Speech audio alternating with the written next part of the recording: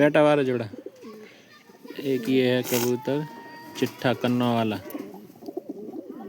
काले चोंच पंजा, उड़ाता बच्चा उड़ाता हो कबूतर। पूंछ ऐसा करके देखो बेटा, पूंछ का बैलेंस देखो।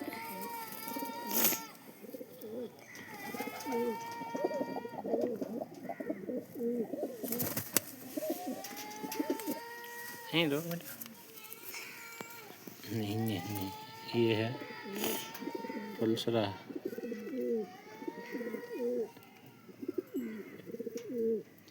नर 3 कबूतर बना ले।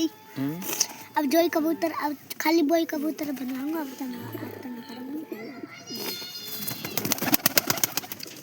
देखा भाई, रोक बेटे, उल्लंघन करके बिल्कुल नहीं है। हाँ, ये है इसकी मादीन, सबसे ज़्यादा उड़ते हुए इन जोड़ के बच्चे। चोंच के फैला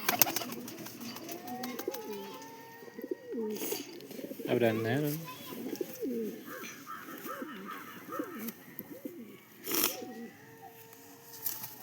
अब ले